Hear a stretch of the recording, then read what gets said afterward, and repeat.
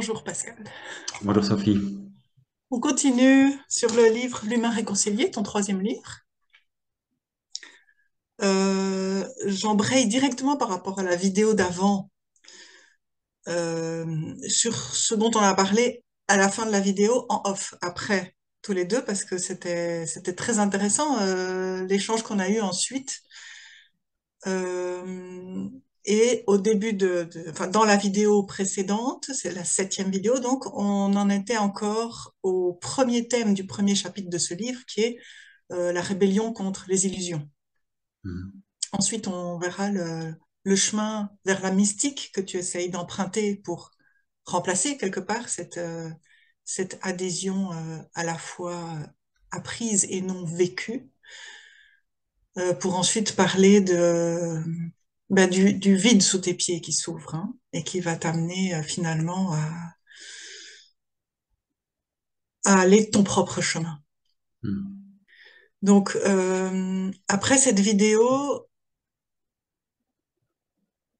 on a parlé de plusieurs choses et moi, ça m'a fait réfléchir encore sur le fait que je me suis sentie avec toi dans cette vidéo dans la posture de la personne qui essaye de se justifier sur sa sortie d'emprise.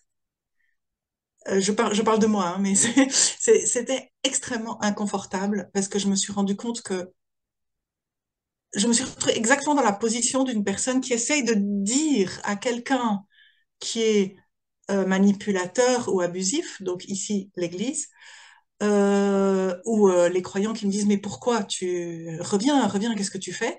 De dire oui mais tu comprends, et alors je dis des choses qui semblent tellement futiles par rapport à la grandeur du drame vécu qui fait que j'ai dû quitter parce qu'il n'y avait plus le choix, en fait. Parce que Mhm. c'était une évidence, parce que c'était énorme, la raison Mhm. de quitter. Mhm. Tu vois, j'étais en train de dire, oui, mais ce que dit l'Église sur les homosexuels, j'aurais pu dire le divorcé remarié, j'aurais pu dire, je vais parler de cette fille dont la maman a été excommuniée, machin. Ce sont des détails. Et ça m'a un petit peu mis hors de moi, parce que je me suis dit, voilà, c'est typique. On essaie de se justifier, ça sert à rien. Ça sert à rien. Ce qui se passe est au-delà des mots. Et c'est quelqu'un qui l'a vécu qui, quelque part, qui peut comprendre. Mhm. C'est une sortie d'emprise, on l'a compris quand on est sorti, quand on regarde en arrière et qu'on se dit, ah, c'était ça les barreaux de la prison. C'est pour ça que j'ai tout fait. C'est pour ça que j'étais mal. C'était froid, c'était serré, je me sentais pas bien. Enfin, comme la sortie de chrysalide, quoi. La chenille n'a pas à justifier qu'elle soit devenue un papillon. Donc, elle peut pas expliquer. C'est du vécu. Elle a des ailes et l'autre chenille qui n'a pas d'ailes peut pas comprendre. Enfin, ou bien c'est comme un aveugle à qui on essaie d'expliquer les couleurs. Il y a des choses qui sont indicibles. Et je sais pas si tu es d'accord avec ça. Je voulais juste d'abord aborder ce point-là. Oui, mais en fait, il faut, je dirais, avoir parcouru tout le chemin pour savoir effectivement par où on est passé et du coup voir un petit peu cette lumière qui nous manquait complètement, mais qui était absolument effectivement pour le coup imprévisible, invisible, et en même temps il y a ce besoin immense et vital, viscéral au fond de toi qui est de se dire je ne sais pas de nouveau où je vais, mais c'est absolument indispensable de ne pas rester là où je suis. Et, euh, et effectivement, comme tu le dis, c'est indicible. Et en même temps, je pense que quand on sort, quand on commence à sortir de cette emprise, on a aussi besoin quelque part d'être entre guillemets validé, d'être reconnu, d'être compris, d'être entendu. Ça aide de se dire à un moment donné, quelqu'un comprend de l'intérieur ce que je vis. Je suis pas fou. C'est ça. Je suis pas seul non plus à le vivre. Et, euh, et du coup, on est en tandem, quoi, en compagnonnage. Oui, Et malheureusement, ce n'est pas quelque part au sein de l'Église, évidemment, que l'on va trouver les compagnons sûrs dont on a besoin pour sortir justement de cette Église, de ce que l'on vit, en tout cas, nous, personnellement, comme étant quelque chose de l'ordre du mensonge, quoi, d'une pseudo-vérité. mais c'est ça qui est très très difficile.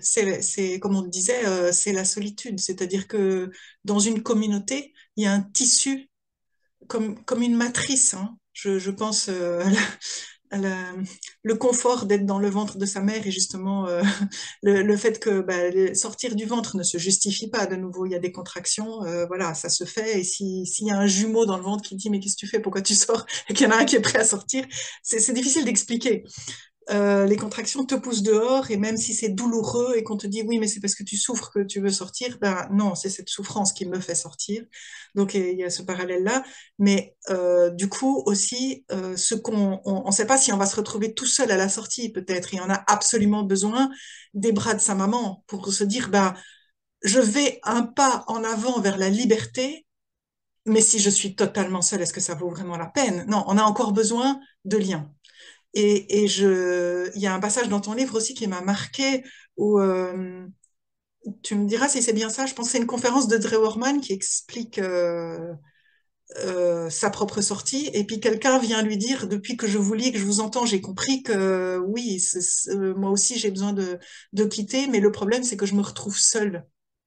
Et Drew Horman répond, moi aussi je suis seule.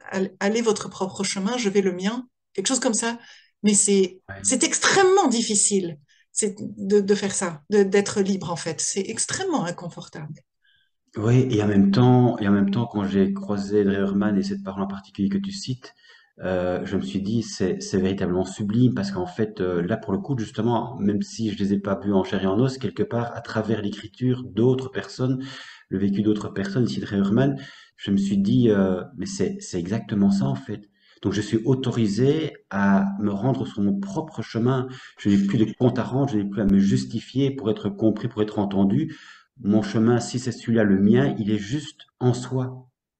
Et ça, Complètement. c'est effectivement sublime, quoi. C'est vraiment sublime. Parce qu'en même temps, dans l'Église, pour rebondir aussi sur ce que tu disais juste avant, j'ai évidemment rencontré des gens qui étaient plus libres, entre guillemets, que d'autres et qui m'ont compris jusqu'à un certain point, mais qui me disaient, ben, moi je reste quand même dans l'église, même si je ne suis pas d'accord avec tout, je fais évidemment un tri, je suis libre par rapport à ça, et moi ce qui m'importe le plus finalement, c'est de rester fidèle à l'évangile, et l'évangile ce n'est pas forcément ce que l'église nous dit tous les dimanches, et voilà, et quelque part, du coup, il y avait aussi cette hésitation en moi de me dire, mais à nouveau, jusqu'où aller, quoi. Oui, c'est exactement le chemin dont on va parler maintenant, effectivement. C'est ces espèces de va-et-vient que tu fais, et puis à chaque fois que tu te dis non, mais c'est bon, je peux rester dans l'église en étant libre, il y a quelque chose qui se dérobe sous tes pieds de soi-même, et puis tu es obligé de faire un pas en plus. Et puis il y a quelque chose qui te mène vers cet accouchement quand même, de contraction, de contraction, si on peut dire. Et, oui, je voulais parler de ce dont tu avais parlé en off, sur la servitude volontaire. C'est vrai que il y a dans les commentaires sous la dernière vidéo ou celle d'avant, je sais pas, quelqu'un a écrit mais non, douter n'est pas un péché. Et de fait, c'est ce qu'on va te dire dans l'Église. Mais non, les grands saints ont tous douté. C'est une preuve d'intelligence. Dieu a créé l'intelligence. L'intelligence doute. C'est très sain, c'est très juste de douter. Mais il y a toujours cette espèce de dichotomie dans l'Église entre la théorie où on va te dire oui, oui, c'est d'abord ta conscience. Oui, oui, tu es libre. Oui, oui, ceci. Et dans la pratique, et ça c'est typique de l'emprise pour moi, dans la pratique, ben, il y a aussi le contraire. Et on va te dire, oh, il est mort pour sa foi. Oh, quel homme de foi. Et oh, moi on me dit, tu as vécu les pires choses qu'on peut vivre dans l'église avec les agressions sexuelles, le fait de ne pas être entendu, d'être traîné dans la boue, et tu gardes ta foi. C'est extraordinaire. Quelque part, il y a ce double message. Oui, tu peux douter, mais si tu as la foi, et si tu gardes la foi à travers les épreuves, ben, c'est ça le chemin du salut et de la sainteté quand même. Donc, en théorie, tu peux douter, mais en pratique, ne doute pas. Et pour cause, je veux dire, si le doute commence, si tu enlèves une carte du château de cartes, il risque d'y avoir les autres cartes qui s'effondrent, carte après carte, petit à petit. Et l'Église le sait très bien, qu'il y a ce risque avec le doute. Donc, si tu commences à te dire, mais est-ce que je peux me passer de ceci, de cela, de cette croyance, de ce dogme, et finalement de quoi, de peut-être même des sacrements, peut-être alors même de la prière, et pourquoi pas se passer de Dieu. Enfin voilà, tu vas finir par te passer de l'Église. Donc, d'où le fait que le doute, un peu, mais quand même pas trop, quoi. La vérité, elle reste dans l'Église. Et voilà, et il y a toujours ce discours, mais non, il y a une part de vérité partout. Mais quand même, la vérité ultime est dans l'Église, tu vois. Et cette dichotomie-là rend fou, parce qu'alors, à chaque fois, tu te dis, oui, il y a quand même la liberté possible dans l'Église, mais dans la pratique, il se trouve que pas jusqu'au bout. Non, tu es quand même enfermé. On te dit, tu peux bouger, regarde, tu peux bouger, mais tu bouges dans une cage, Mhm. quoi. Quelque chose de ce Ouais. genre-là. Oui, c'est ça, comme tu peux entrer dans une église et en sortir, t'es entièrement libre de faire absolument ce que tu veux. C'est ça quelque part effectivement qui est extrêmement pervers, hein, parce que de fait, on peut douter, mais en même temps, il faut conserver intact le dépôt de la foi. Donc, qu'est-ce que douter et en parallèle remettre en question? Donc, ça fait entrer inévitablement en confusion et ça peut effectivement pour le coup, rendre fou, quoi. Mais c'est ce qu'on appelle un petit peu aussi la nuit de la foi, c'est-à-dire, et l'Église aime beaucoup les personnes évidemment qui ont éventuellement douté, mais qui sont restées fidèles, fidèles à l'Église. Euh, et on le voit bien maintenant avec Sainte Thérèse de Lisieux, le 1er octobre, qui est célébrée dans l'Église universelle. Oui, il y a tout ce paradoxe, en fait, c'est un peu ce qu'on appelle les injonctions paradoxales. Euh, ou cette soi-disant liberté de conscience, mais qui doit être toujours dirigée en fonction finalement, in fine, de l'enseignement de l'Église, quoi. Ça pervers aussi, et souvent on te dit, mais en fait, tu, ta conscience c'est l'ultime, c'est l'ultime à Décider. voir comme étant, c'est elle en fait qui doit t'amener à faire des choix ultimes, mais en réalité, elle est toujours évidemment censée être conforme à l'enseignement de l'Église. Donc il y a quelque chose effectivement de pervers et finalement, on tourne en rond, quoi. Et on ne peut quitter le cercle vicieux qu'à un moment donné en se faisant effectivement réellement confiance et du coup en remettant réellement en question, quoi. Et comme tu le dis très bien, remettre en question une chose en amène automatiquement à une autre. Et c'est là évidemment que c'est souvent le vide aussi sous nos pieds avec le désarroi que ça peut générer et l'angoisse, oui. C'est ça. Et cette angoisse, pour moi en tout cas, a été le signe que j'étais sous emprise. C'est ça qui est extraordinaire, c'est que tu évites l'angoisse, tu résistes, tu résistes, tu résistes, tu trouves toutes les façons possibles de trouver des raisons de rester. Et puis quand tu quittes vraiment, tu t'affrontes à une angoisse qui elle-même va te dire, mais voilà, si cette angoisse est là, t'es pas censé être angoissé de quitter une communauté. T'es pas censé être angoissé de quitter quelqu'un. Tu es pas censé vivre dans la peur de, oui, de t'éloigner, soit de quelqu'un, soit d'un groupe, soit de, s'il y a la peur, c'est qu'il y avait il y avait de la dépendance à minima, mais il y avait probablement aussi quelque chose qui n'était pas sain. Et l'angoisse, enfin en tout cas pour moi, l'angoisse de me perdre, l'angoisse de devenir quelqu'un d'immoral, tout à coup, je me disais, mais si je me réfère pas sans cesse à Dieu et à l'Église, je vais devenir un monstre. Je me dis, mais qu'est-ce qu'on m'a inculqué? Comment est-ce qu'on m'a décervelé enfin oui, le décervelage, la dépersonnalisation, toutes ces choses-là qui se passent dans l'emprise, ça a été jusque-là. Et tu peux l'expérimenter que si tu fais le saut, à Ouais, quel point c'était violent en fait. ouais, c'est vraiment la peur de quitter le droit chemin, quoi. Ouais. Mais en fait, bon, c'est vrai que voilà, je suis le chemin, la vie, la vérité. L'Église nous le ressasse à longueur de dimanche et si on se fie quelque part à un seul livre comme étant de fait un livre révélé, comme étant la parole de Dieu, qui est censé être valablement enseigné par l'Église seule, il y a de nouveau un cercle vicieux qui s'instaure et on n'en sort pas. Et si on veut en sortir de fait,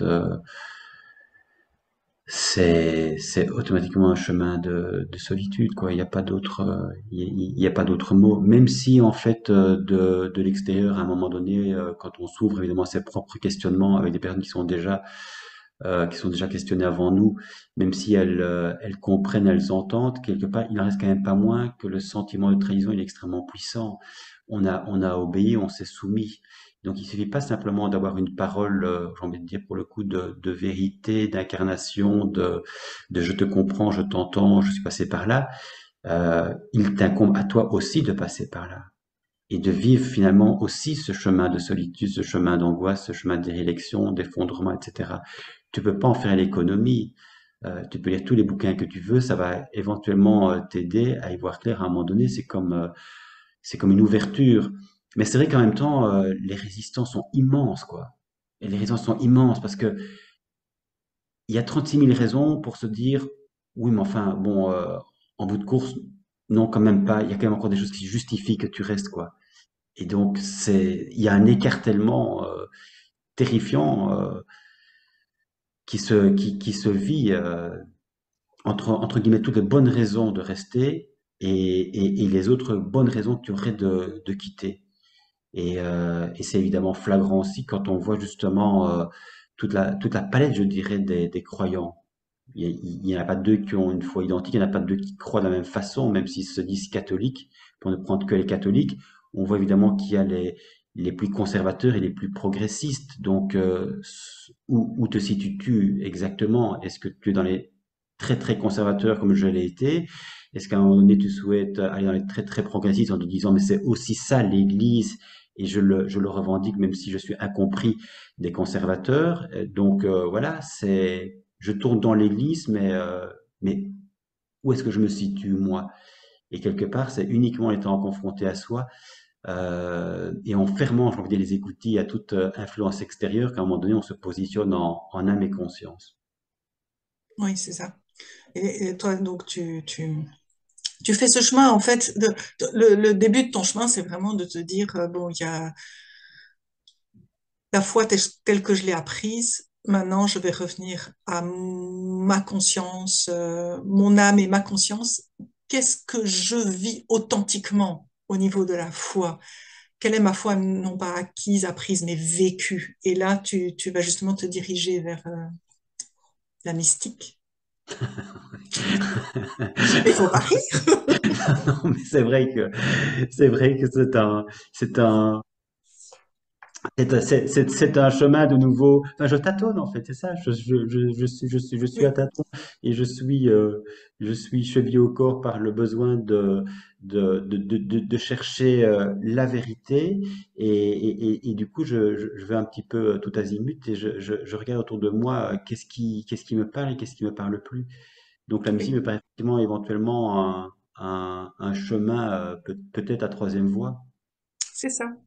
Donc là, tu commences déjà à la page 25 à dire, en fait, perdre la foi, c'est ne l'avoir jamais eue. C'est renoncer à une construction d'esprit, une chimère, une invention. La vie se charge très bien, si on l'écoute, de faire tomber les masques et les fausses sécurités. Les chrétiens affirment qu'il faut suivre le Christ, qu'il a donné sa vie pour nous, qu'il est le chemin, la vérité et la vie. Mais concrètement, parce qu'on peut dire, oui, il est le chemin, ok, ok, oui, mais concrètement. Donc, une fois de plus, qu'entendent-ils par là? Comment vivent-ils ce qu'ils proclament? Bref, au-delà des rites, des paroles, quelle expérience de Dieu, puisqu'il existerait? Concrètement, par rapport à celui qui n'y croit pas et qui se désire authentiquement humain, qu'est-ce que croire au Christ change dans la vie d'un croyant? Ou par rapport à celui qui met sa foi dans une autre religion? Que signifie hic et nunc, être sauvé par le Christ? La seule vérité partageable, parce qu'universelle, n'est-ce pas s'aimer les uns les autres? Et n'est-il pas vrai qu'il n'est pas nécessaire d'être croyant pour croire en cette vérité et la mettre en pratique? Que les incroyants aiment parfois davantage, puisque gratuitement et généreusement, et non par crainte de Dieu ou pour obtenir la récompense d'une promesse. Donc là, tu es entre deux et tu te mets dans le regard de l'incroyant qui regarde le croyant, qui dit mais concrètement, et tu dis ils en parlant des croyants, donc tu te situes vraiment en dehors. Euh, et puis après, tu regardes de l'autre côté, enfin entre les deux, quoi. Tu regardes de l'autre côté et tu dis mais un incroyant qui a une vie très morale, très profondément humaine et très aimant, d'abord, c'est possible sans Dieu et sans la foi, mais en plus, c'est encore plus authentique en fait. Hmm, c'est ça. Il y a moins de, il y a moins de je fais plaisir à Dieu dans l'espoir d'avoir une récompense, puisque c'est quand même un petit peu la carte et le bâton quand même, dans le fond du fond, c'est un peu ça qui se joue. Et c'est de se dire, mais les incroyants, les athées, les agnostiques, quelque part, vivent leur vie en âme et conscience, et parfois extrêmement généreusement, euh, et pas du tout dans l'idée d'une récompense. Donc quelque part, où est l'honnêteté, où est la gratuité en fait, c'est ça. Qu'est-ce qui, entre nous, on voit très bien que souvent il y a de l'égoïsme et soi-disant parce qu'on serait subitement croyant, on serait désintéressé en fait de toute récompense, de tout lien quelque part de dépendance affective sur terre et puis dépendance à l'égard de Dieu parce que c'est quand même lui effectivement qui détiendrait notre salut donc c'est quand même redoutable. Donc à un moment donné effectivement plutôt que de penser ce que je pense déjà, j'essaye de penser envers en fait contre moi, c'est-à-dire que en écoutant des voix extérieures à moi et de voir comment elles font éventuellement écho, comment est-ce qu'elles résonnent et si au fond du fond justement ces voix que j'ai tout fait ne sont pas en fait les seules voix qui sont réellement crédibles parce que libératrices parce que enfin elles pensent par elles-mêmes et non plus par rapport à ce qui leur a été inculqué.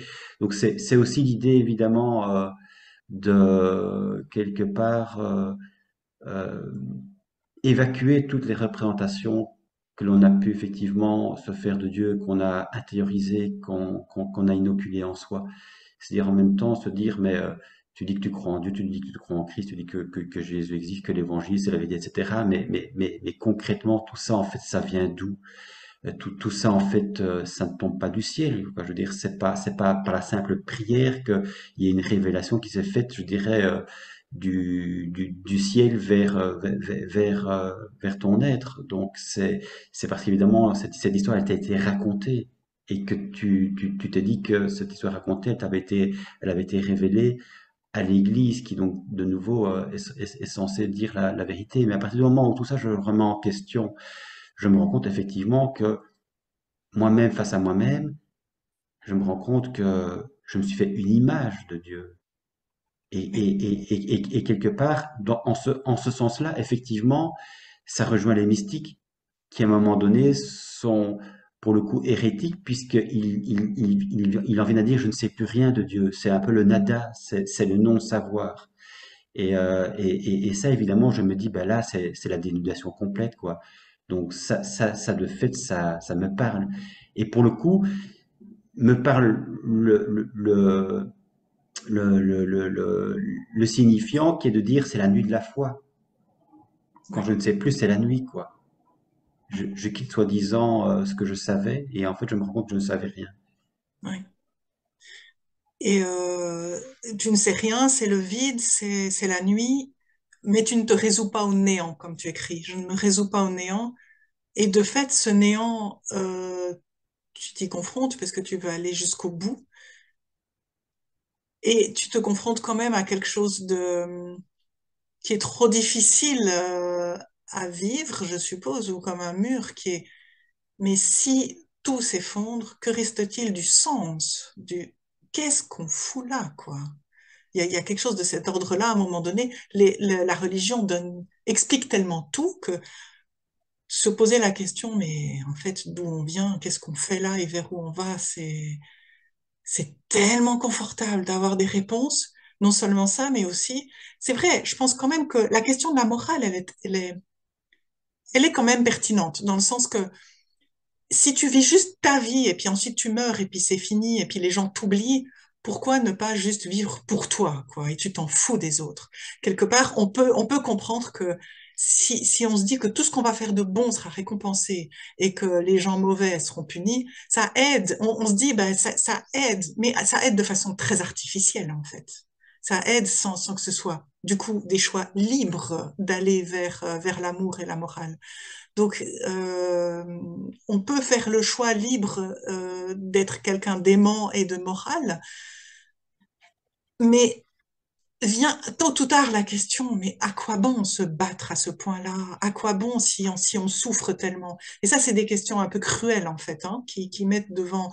En même temps, tu veux pas d'un bouche-trou, tu veux pas te dire, bon, bah, je me raccroche à ce que me disent les religions, je m'accroche à cette espérance de l'au-delà, tu veux pas du bouche-trou, tu veux aller résolument vers le néant, quand même. et puis essayer de le remplir avec... Alors en même temps, tu veux pas le remplir avec ce qui te vient de l'extérieur, et en même temps, tu vas encore chercher, enfin ici, dans les passages que je vais lire, en particulier chez Charles Juliet et Christian Bobin, des moments où ils parlent de leur expérience du divin et de la prière. Je sais pas Mais si tu voulais fonc- dire quelque chose ou si je lis ces passages. Oui, je sais les lire, bien sûr, mais c'est vrai qu'en lien avec ce que je viens de dire là, dans l'immédiateté, c'est que forcément, on se pose le sens de la vie. Qu'est-ce que l'on fait là? Et c'est ce que j'écris très rapidement, évidemment, dans ce livre, à la date du 11 octobre 2014, puisque j'ai sous les yeux le livre et l'écho de ce que tu viens de dire. Je n'ai pas de réponse à une question pourtant simple. Que faisons-nous sur Terre? Depuis une nuit des temps, les hommes ont créé des dieux auxquels ils se sont assujettis par peur de la mort pour adoucir leur malheur. Je pense que c'est ça. Et le sens de la vie, euh, c'est pas évidemment d'être égoïste. Et donc, pour moi, Dieu n'a pas un sens dans le sens où, précisément, je serais moins égoïste en croyant en Dieu et du coup en me donnant aussi aux autres par amour, par charité chrétienne. Je crois que le sens de la vie, il est d'abord dans la connaissance de soi, le lien que l'on a avec soi, pour se sentir effectivement aimable. euh, et on ne peut véritablement quelque part être soi qu'aussi dans l'altérité, c'est-à-dire dans le lien à l'autre. Et là, pour le coup, on rentre dans l'indicible aussi, parce que justement, on croit très très souvent que l'indicible, c'est Dieu, mais en fait, à partir du moment où on se creuse soi, et où on entre en lien avec quelqu'un qui nous est cher, du coup, ben, les mots se perdent, quoi. Je pense que là, on peut vraiment rejoindre quelqu'un et se sentir profondément aimé, se sentir profondément compris, et ça donne un sens extrêmement profond à la vie. Et là, pour le coup, c'est extrêmement incarné, quoi. Donc, c'est quelque part ce que l'on comprend aussi quand on a de nouveau quitté un peu l'imaginaire. Je crois que l'imaginaire peut combler un vide, pour le coup peut-être un vide affectif simplement. Et, euh, et quand on est en lien avec soi, du coup, il y a, et avec l'autre, ce vide que l'on pensait abyssal et à jamais restant vide, quelque part, de manière étonnante, on se rend compte que il n'y a pas le vide sous les pieds comme on le pensait. Et ça, c'est un chemin de voir après qu'est-ce qui advient de soi quand on a traversé ce qu'on a traversé, quoi, ce gouffre. C'est vrai tu m'amènes sur un autre plan. Il y a un peu comme deux plans, du vrai et celui du bien. C'est-à-dire que dans le vrai, l'intelligence est assoiffée de réponses et ne les trouve pas, ou se construit des réponses comme bouche-trou. Et au niveau de la recherche du bien, il y a aussi la même chose. Il y a aussi un espèce de vide, comme tu disais dans la vidéo d'avant, de recherche d'amour, ou je sais plus quand tu disais ça. En fait, une recherche d'absolu, quoi. Il y a une phrase que tu dis, je sais plus où elle est, rien sur Terre ne suffit à nous combler et cela appelle l'absolu. Il y a presque quelque chose de naturel, en fait, à croire en Dieu dans ces conditions-là. Et en même temps, comme tu dis, ça peut nous empêcher d'être vraiment les deux pieds sur terre dans le réel de notre vécu, où on pourrait être comblé par l'ici et maintenant. Mais faut-il encore l'être? Et probablement que une expérience de relation vraie, profonde avec quelqu'un nous fait toucher du doigt cet absolu. Mais C'est c'est pas ça, une évidence, pas une c'est ça. évidence. Mais je pense qu'effectivement, comme tu le dis, consubstantiellement, quelque part, par essence, il y a un manque en nous, il y a une incomplétude. Et le danger, évidemment, c'est de croire que l'on va être complet en se donnant à des convictions religieuses, en se donnant à un Dieu, en fait, que l'on ne peut pas imaginer, mais que l'on finit par imaginer plus réel que nos relations sur Terre, j'ai envie de dire, que nos relations Ouais. entre les êtres humains. C'est ça, évidemment, je dirais, le plus grand danger. Et quelque part, le fait d'être incomplet aussi, parfois, enfin, je me dis, si on était véritablement complet, on risque on se risquerait de se suffire à soi-même. Je veux dire, c'est aussi l'altérité, la différence, la richesse de l'autre, ce qui nous amène à avoir en creux nos propres manques, qui font qu'à un moment donné, on peut aussi s'élever, on peut changer, on peut se remettre en question. C'est ça aussi qui est beau dans la richesse, évidemment, de l'altérité, c'est de se dire, je suis pas complet en moi-même, et donc j'ai besoin quelque part de l'autre pour me réaliser moi, et vice-versa, c'est-à-dire que l'autre a besoin aussi de moi, et c'est toute la beauté, évidemment, quand deux êtres humains parviennent à se rejoindre au plus intime de l'être. À ce moment-là, on sait ce que c'est que se rejoindre, et on est de nouveau dans le réel. On n'a pas besoin de s'inventer un Dieu. Il y a un Dieu bouche-trou pour quelque part combler un vide, un manque, une angoisse qui peut être effectivement abyssale. Oui, j'ai l'impression que tu touches du doigt quelque part le drame, justement, de la religion, parce que je pense aux moines. Moine, ça veut dire seul, qui se dit, mais je vais me détacher de toute attache, que ce soit aux choses matérielles ou aux relations humaines, ne pas mettre en lien avec une femme, enfin rien, pour que ce soit Dieu qui me comble. C'est dramatique parce que quand on regarde au niveau psychologique, les personnes qui n'arrivent pas à entrer en lien vraiment avec l'autre créent du coup non pas un lien d'amour, mais un lien de pouvoir. Parce que s'il n'y a pas l'amour, reste le pouvoir. C'est-à-dire déjà le pouvoir qu'on prend sur soi-même pour essayer de ne pas entrer dans sa propre vulnérabilité et du coup le pouvoir sur l'autre pour pouvoir rester seul quoi et stoïque dans sa solitude et ça parle enfin pour moi ça parle de l'Église sa façon de fonctionner totalitaire un pouvoir un pouvoir de droit divin un pouvoir absolu un pouvoir totalitaire on dirait que il y a ce besoin de remplacer l'amour par le pouvoir et de parler d'autant plus d'amour que qu'il n'est pas vécu de façon incarnée. Mais là, je pose un grand jugement généralisant, hein, évidemment, je ne parle pas des personnes. Hmm. Oui, c'est ça. Il faut distinguer les personnes et le système Église, la manière dont l'Église fonctionne. Mais même si évidemment aujourd'hui on a le pape François qui veut réformer l'Église et qui ne se voit plus comme un monarque de droit divin absolu, c'est vrai qu'il en reste quand même pas moins que le pape était, et quelque part l'est encore spirituellement, mais que le pape était le représentant du Christ sur terre, quoi. Hein. Donc je veux dire, à partir du moment où tu crois vraiment en cela, tu ne peux que croire évidemment que le pape est la parole du Christ et que donc tout ce qu'il dit, pour le coup, est parole d'évangile. Donc ça crée une confusion absolument abyssale. Donc d'où pour moi aussi l'importance de toujours se rappeler de l'histoire et d'où vient effectivement l'Église et pas simplement se contenter de dire elle se réforme. C'est pour moi important parce que sinon c'est comme faire quelque part des millions de croyants qui ont vécu dans un système totalitaire, en faire simplement quelque part les déchets de l'histoire et de se dire ben voilà c'est un petit peu inévitable. Comme les victimes d'abus sexuels, c'est c'est c'est c'est un peu inévitable et elles font partie de l'histoire de l'Église et il faut pardonner, prier pour l'Église pour sa conversion et et quelque part c'est pas resituer les choses dans leur juste place quoi.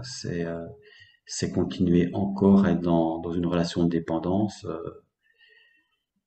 et on en parlera sans doute plus tard, mais c'est vrai que cette relation de dépendance, ça s'explique, je dirais, de manière purement psychologique de nouveau, et pas, il n'y a pas besoin de mettre des réalités soi-disant spirituelles, il faut aller jusqu'au bout du bout de nouveau et se rendre compte de ce qui se cache derrière cet Oui, amour avec un grand A. oui, oui, c'est ça. Et regarder les choses dans l'autre sens, c'est-à-dire soit effectivement le meilleur est dans l'Église et bon, il y a il y a des dégâts parce que ce sont des humains bah, qui dérapent, quoi, et donc il y a des victimes, ou bien alors se dire, en fait, les victimes font partie du système parce qu'elles sont nécessaires au système, parce que le système, en fait, se base sur l'abus de pouvoir. Donc quand il y a abus de pouvoir, il y a victime. Donc il faut pas, ça sert à rien de se dire, on va essayer d'enlever la poussière. La poussière construit le système aussi. Et il y a aussi une inversion. Pour moi, ça a été ça au niveau. Parce que je dis aussi, sortir de l'église, c'est fait un peu de soi-même comme un accouchement, on n'a pas trop le choix. Mais il y a en même temps un choix libre à l'intérieur, comme toujours dans la vie, à un moment donné, un choix d'intelligence qui pose. Et à un moment donné, je me suis dit, euh, pour ma part, je ne veux pas être complice de ça. Et en étant fidèle, en faisant partie des fidèles, je renforce le système. Même en tant que victime, je renforce le système. Donc il y a plus le choix, quoi. À un moment donné, c'était vraiment pour ma conscience personnelle une évidence, quoi. Oui, mais c'est vrai que dans l'humain réconcilié, je ne suis pas encore à cette évidence-là, mais je suis dans ce Oui, ça tiraillement-là. va beaucoup trop loin. Je suis dans ce tiraillement-là. Non, mais Oui, c'est, non, mais c'est une réalité et c'est ce qui, à certains moments, effectivement, me vient évidemment de manière, je dirais, douloureuse, violente à l'esprit. Et c'est pour ça, évidemment, qu'il y a cet écartèlement et que l'humain réconcilié, c'est essayer effectivement de réconcilier en soi ces dialectiques qui sont des réalités que énormément de croyants vivent. Toi, tu l'exprimes effectivement maintenant avec énormément de recul. On en a déjà parlé quand je t'ai lu, quand on a fait un échange autour de ton livre Étouffé. Bah, étouffé, oui, mais enfin bon, c'est encore quand même ta sainte mère l'Église, quoi. Donc je veux dire, tu continues encore à étouffer, même si de fait tu avais déjà vu certaines réalités. Et donc aller au-delà, c'est le sentiment de se trahir soi et de trahir aussi tous ceux qui ont cru entre guillemets en toi. Voilà, et d'où l'Église, évidemment, qui aime beaucoup les victimes de l'Église, mais qui néanmoins restent fidèles à l'Église et disent, à travers le cachet un bouquin, j'ai pardonné à mon abuseur et maintenant, éventuellement, je suis diacre dans l'Église, quoi. je connais la référence. Oui. Oui, oui, oui. Ben, chacun son chemin. C'est ça, à ça que tu aboutis un peu hein, dans ce livre L'humain réconcilié. Il dit je suis mon chemin et mon chemin, non, c'est pas mon chemin tracé par quelqu'un d'autre qui est là devant moi, c'est moi qui le fais. C'est les pas que je fais qui créent mon chemin.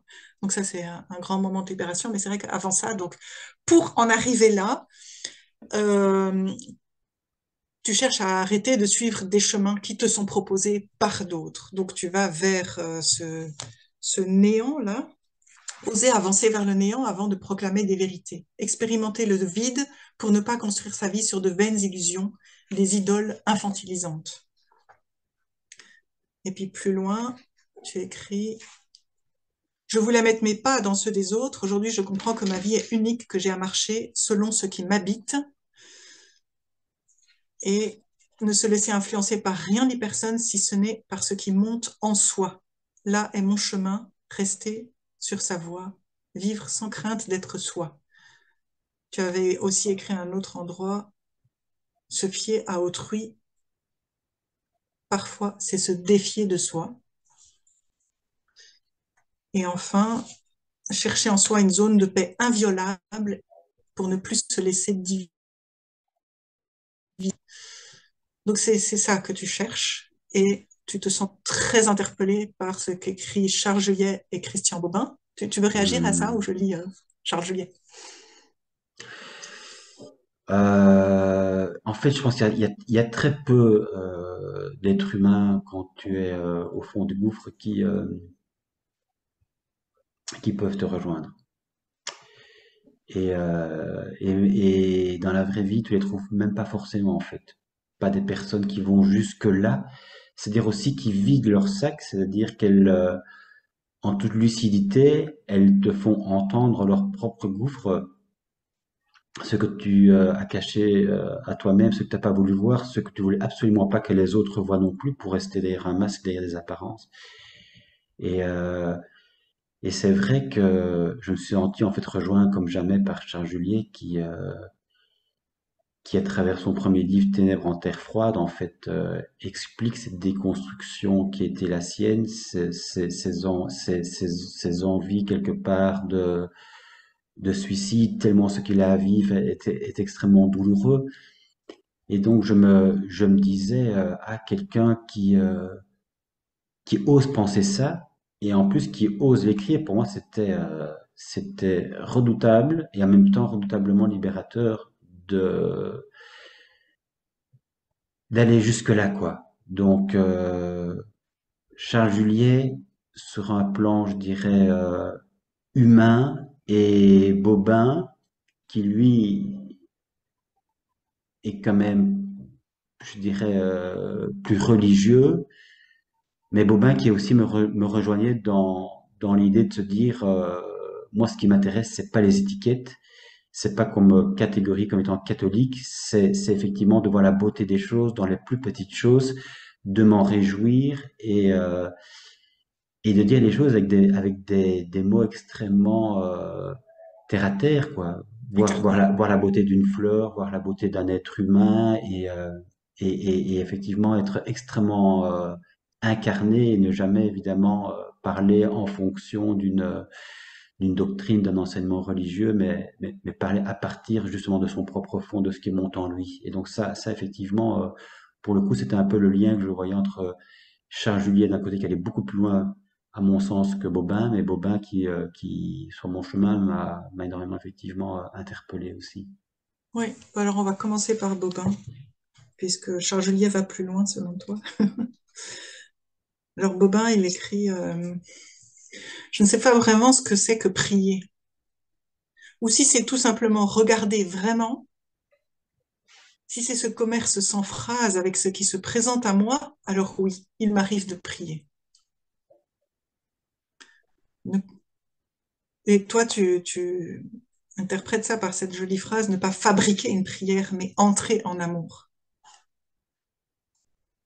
Aussi faire taire mon imagination pour entrer dans le grand silence intérieur. Ça, c'est ton chemin à ce moment-là, parce que le vide et le silence se tiennent la main, en fait, quelque part. Et tu te dis, ce silence dans lequel je rentre, c'est ma prière, en fait. C'est ma façon d'être en prière, je suppose, à ce moment-là. C'est ça, c'est ne plus vouloir verbaliser les choses, c'est ne plus mettre des mots, et c'est aussi se dire que la prière, peut-être elle est impuissante à réaliser ce qu'elle est censée pourtant réaliser, à savoir m'exaucer. On sait aussi tout le sens que la prière a pour un croyant. Prier Dieu, c'est quelque chose d'absolument essentiel. Et parfois, quand on n'est pas exaucé, c'est qu'on prie mal en plus. Donc, c'est aussi de nouveau très culpabilisant. Donc, tout, ce- toutes ces, enfin oui, c'est en fait, c'est de nouveau essayer de vouloir, en tout cas désirer déconstruire les concepts qui m'ont été inculqués. Et la prière fait partie évidemment Oui. pour un croyant de sa colonne vertébrale. Et cette colonne vertébrale, à un moment donné, je me dis que qu'effectivement, elle ne m'appartient pas, quoi. Que la prière, j'ai beaucoup prié dans ma vie, j'ai beaucoup prié, et je me suis rendu compte que si je voulais vraiment être heureux et au moins parfois et adhérer à la vie, à ce que je pense, et du coup aussi rejoindre l'autre, c'était plus astreignant que simplement avoir ces moments de prière. C'était beaucoup plus douloureux et en termes de remise en question de soi d'abord, c'était beaucoup plus profond.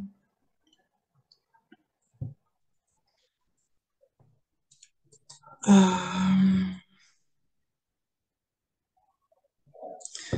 c'est vrai que, enfin, je parle un petit peu de moi ou bien parce Oui, que, vas-y, vas-y. mais ça fait écho forcément. Alors c'est dit, comme on a commencé un peu à échanger, je me dis, Mais mais, vas-y, fais mais c'est écho. vrai.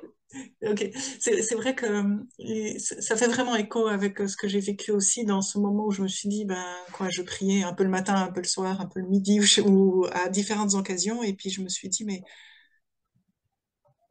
ma prière devient c'était fantastique de se rendre compte que ma prière devenait conjointe à ma vie, en fait. À un moment donné, je me suis dit, mais c'est vivre, c'est prier.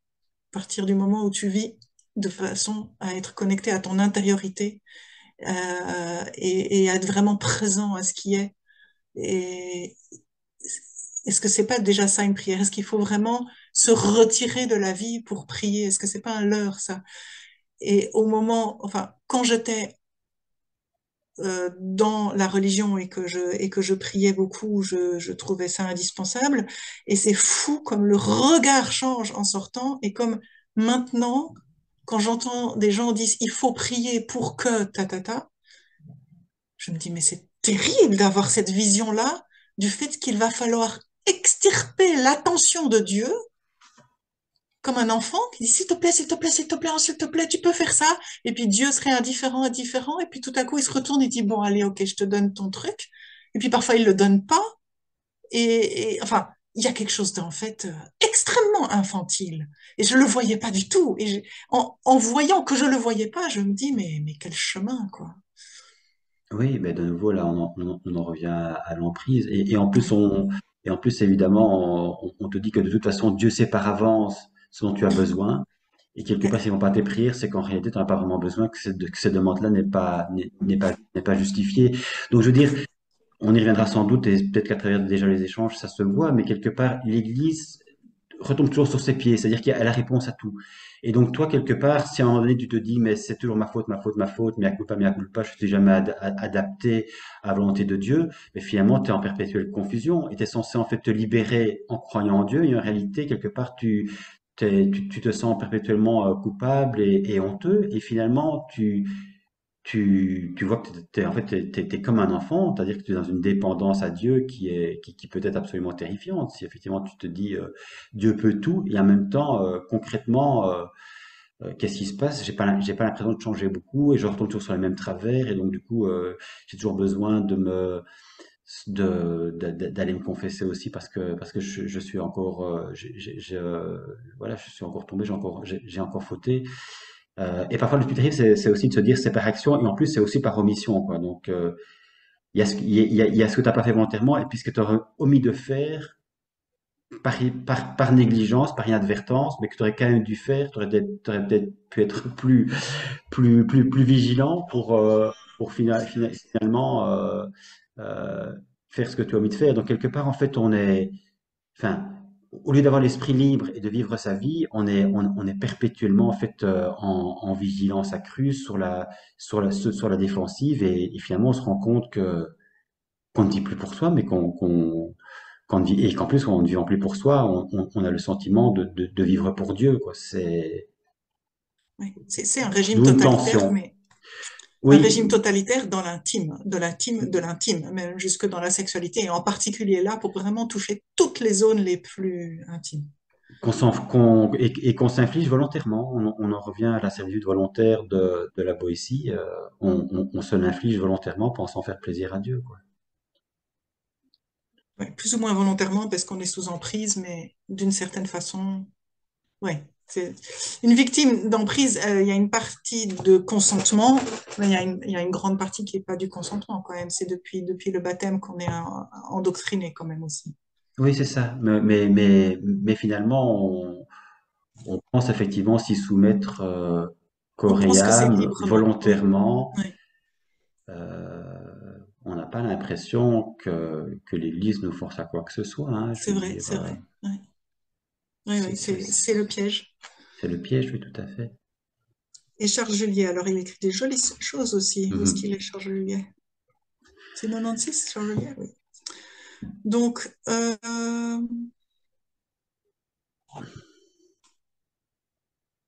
non, mais c'est Thérèse d'Avila. Ah non, C'est non, pas c'est pareil. Charles.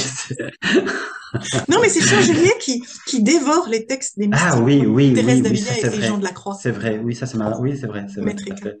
Ouais. Oui. Et alors, il écrit une recherche, c'est une recherche intérieure, brûlante, la seule aventure qui soit, qui consiste à dépasser son égocentrisme, à passer du petit moi au soi.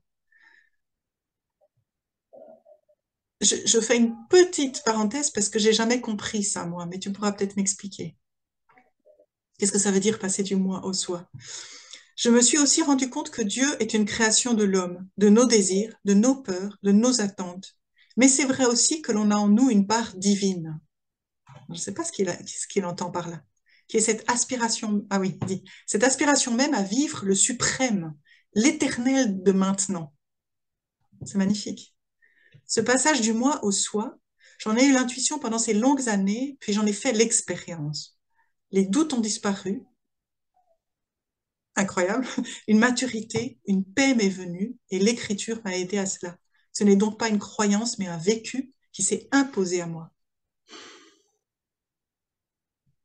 Et toi, tu commentes en disant, en parlant de toi, une même aventure intérieure, mais une interprétation radicalement autre. Cette divergence ne cesse de m'interpeller.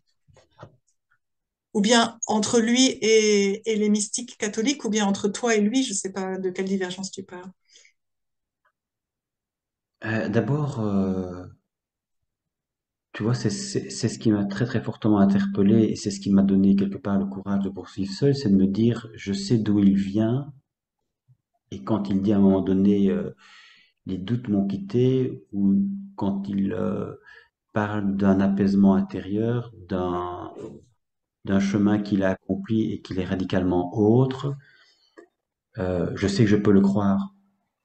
Euh, et ça, pour moi, c'est extrêmement neuf parce que j'ai longtemps cru que la vérité venant de l'Église, quelque part, j'ai longtemps cru que finalement, croire consistait à se convertir et que cette conversion intérieure en Dieu m'amènerait justement vers un chemin de libération.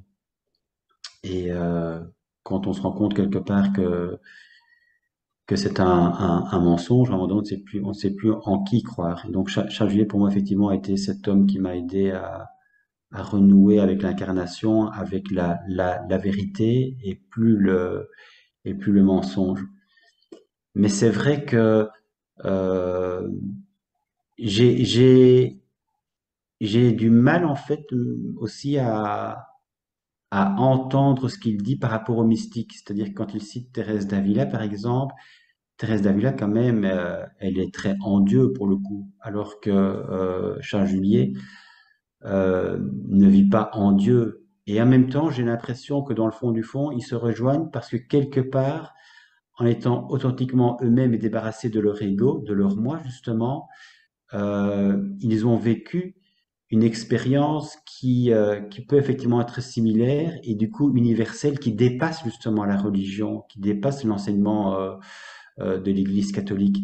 Et Charles Julier en parle à certains moments dans ses journaux, mais de manière, je dirais, très, très discrète. Il dit aussi qu'il a vécu certaines expériences mystiques. Mais un petit peu comme Consponville, je pense, a aussi vécu ce qu'on pourrait appeler une expérience mystique tout en étant athée. Et c'est en cela que ça m'intéressait de me dire justement que la mystique, ce n'est pas la mystique catholique, c'est la mystique au sens large. C'est-à-dire quelque part, plus on se dévait de soi-même, de ses convictions relatives, et plus qu'on a peut-être une chance authentique d'être enfin profondément soi-même, et en étant soi-même, d'être enfin capable de rejoindre l'universel et de rejoindre l'autre dans le fond du fond. C'est en tout cas vers là que, que j'aime aller, et c'est vers là en fait que je me dis que c'est une expérience que chacun peut vivre, mais en même temps chacun sur son chemin et en même temps chacun avec avec ce qu'il est quoi, avec ce qu'il a comme entrave, avec ce qu'il a comme trauma, avec ce qu'il a comme difficulté à, à se déconstruire aussi. Et que, pardon. Non, mais c'est un chemin super long quoi, au point où et à juste titre d'ailleurs, ceux qui ont lu mon premier livre me disent, mais en fait, tu parles maintenant dans ton second livre de l'humain réconcilié, mais t'es pas du tout réconcilié, qu'en fait, t'es pas du tout en paix avec toi-même. Et ça, c'est vrai que du coup, c'est un peu bouleversant en se disant, oui, en fait, moi, je prétends quitter l'église pour être en paix. Et puis finalement, quittant l'église, qui est censée m'apporter le salut, je me rends compte que je suis encore beaucoup plus seul parce qu'en fait, les catholiques qui me voient maintenant à l'extérieur me disent, mais tu vois, ils pointent un petit peu le doigt sur toi, en fait, et tu as l'impression effectivement qu'ils ont raison. Tu te dis, mais je suis parti pour aller mieux, pour être plus en paix avec moi-même, pour me réconcilier, pour advenir, pour me connaître, pour vivre un certain apaisement. Et en fait, quand je termine ce second livre du Mal réconcilié, c'est je suis en chemin, et ça aussi, c'est à un moment donné quelque chose de très, très important, c'est de te rendre compte que c'est un chemin et que c'est pas grave si je doute, justement. C'est pas grave si je ne sais plus qui je suis, ce n'est pas grave si je ne sais plus où je vais, c'est pas grave si je ne suis pas réconcilié pleinement, c'est pas grave si profondément je suis écartelé, mais je suis au moins en vérité avec moi-même et cette vérité-là, en fait, elle a pas de prix et si je vis à ce moment des effondrements, c'est mon histoire, c'est ma vie. Et je ne vis plus par procuration, c'est ça l'essentiel à un moment donné, c'est de se dire, mais ce que je vis à l'intime, ça m'appartient et c'est inviolable. Quelle, quelle que soit ma vie, en fait, c'est la mienne cette fois-ci. C'est ma vie.